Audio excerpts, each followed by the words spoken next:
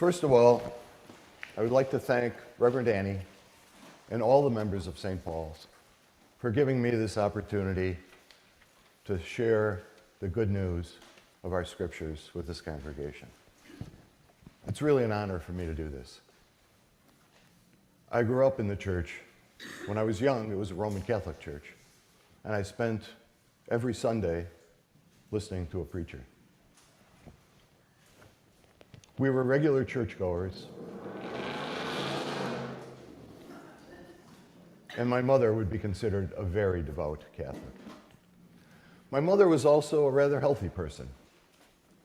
She wasn't fit, and Lord knows she wasn't trim, but I hardly ever remember her being sick. When she was in her 80s, she got a really bad cold, and one of my sisters took her to the doctor. And the doctor said, "Kathy, I don't think you just have a cold. It might be a respiratory infection. So I'm going to give you a prescription for an antibiotic." And my mother took the piece of paper and said, okay. Now I go to Walgreens, I go to the back of Walgreens, right? And I give this to the pharmacist, and then I wait. The doctor said, "Yes, it's a prescription." And she said, "Yeah, I go to Walgreens and I give this to the pharmacist." And the doctor said, "You've never had a prescription before?" And I said, "No." Now, a few years later, she was still driving, and she had a tendency to hit things. A lamppost, mailbox. Fortunately, she never hit a person or another car, at least as far as we know.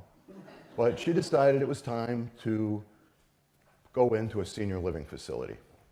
She was a very devout Catholic, and if she couldn't drive to church on Sunday. She had one and only one criteria for selecting a senior living facility. It had to have a chapel and have Mass on Sundays. Because at 87 years old, she wasn't going to take the chance of missing one Sunday and going straight to hell. Now, as part of her transition, she had to find a new doctor. And the doctor, as part of her initial visit, did a health history and asked her a series of questions.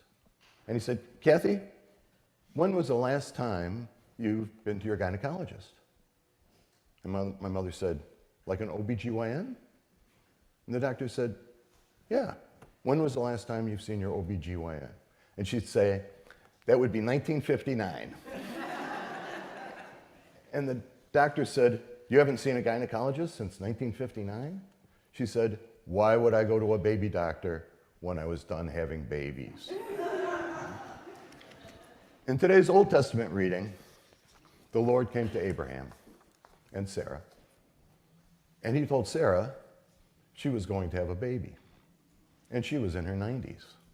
Now, he told Abraham that he would be the leader of a great nation. He would be the father of a great people, and his people would be as numerous as stars in the sky or grains of sand on the beach. But Sarah was going to have a baby while she was in her 90s. Now, Abraham, I think, had the easy part. Sarah, maybe not so much. Now, in Genesis, it said that when Sarah heard the news, she laughed. Now, as devout as my mother was, if the Lord came to my mother when she was in her 90s and said, "Kathy, you're going to have a baby," I don't think my mother would have laughed. She would have said something like, "Are you kidding me?" Now, as we transition from the Old Testament reading to the Gospel of Matthew, we see Jesus sending out the 12 apostles to go and proclaim the good news. Jesus gives them very specific instructions. Take no money, no bag for your journey, shake off the dust from your feet, etc., etc. And then he gives them a warning. He says, "I will be sending you out like sheep among wolves.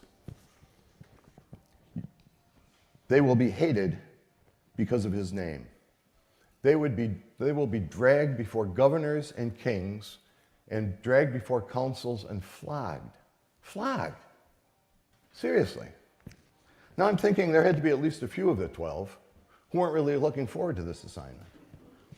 Maybe it was Thaddeus or one of the sons of Zebedee who was thinking, "Are you kidding me?" There are a lot of parallels between the Gospel and the Old Testament reading. In both cases, God is spreading his word and spreading his kingdom and growing his kingdom. In the Old Testament, he's telling Abraham that he will be the leader of a large people.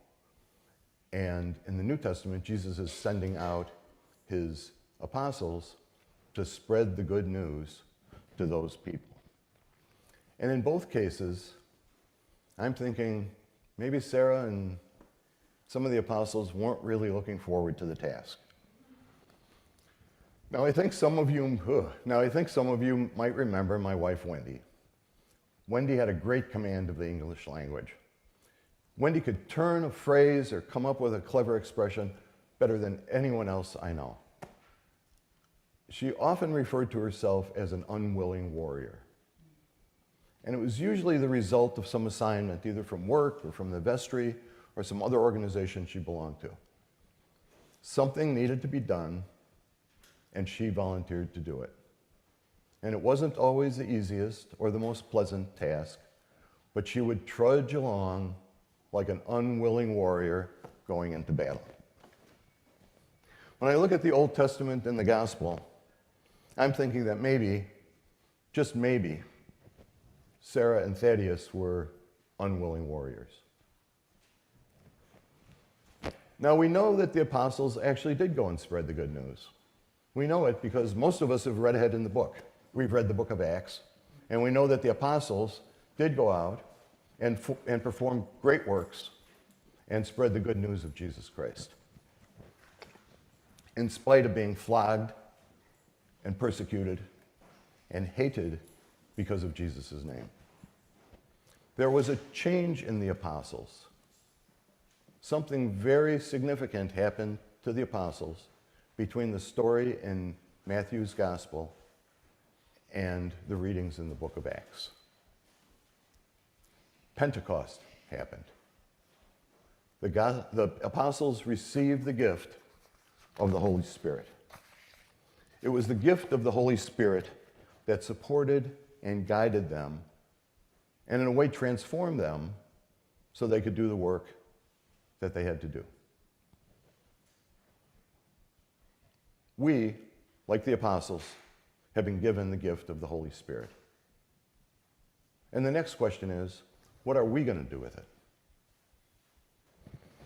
Now, perhaps the first thing that pops into our heads is churchgoers, Episcopalians, and members of St. Paul's Parish is evangelism. We'd love to get more people into the church. And that's good. That's really, really good. And maybe that's why it's in the forefront of our thinking. But there are other ways we can have the gift of the Holy Spirit and respond to that gift. We can volunteer at the Peddler's Fair. Should I say that again? We can volunteer at the Peddler's Fair. We can help organize the Harvest Festival, help out with bingo, the community meal, the children and family programs, altar guild, flower guild, usher ministry, music program, shawl ministry, and I know I'm missing some. Yard ministry. But the point is, there are many ministries where members of this parish make a real difference. There are other ways we can spread the good news outside this campus. We can volunteer or participate in charities or other organizations in our communities. We can demonstrate God's commandment of loving our neighbor as ourselves every day, just by being conscious of our actions at work, at school, in our communities, or just hanging around Venetia and Vallejo. I think people learn by example. What a wonderful way of spreading the good news of Jesus Christ. Spread it by your example. Or maybe we choose something that takes us out of our comfort zone. Maybe we can choose to be an unwilling warrior. After all, we all have a gift. The gift of the Holy Spirit to help guide us and help spread our blessing. And as St. Paul says, we know that suffering produces endurance, and endurance produces character, and character produces hope. And actually, that doesn't sound all that bad. But I bet on one thing. I bet whatever we choose to do, it'll be a lot easier than having a baby in your 90s.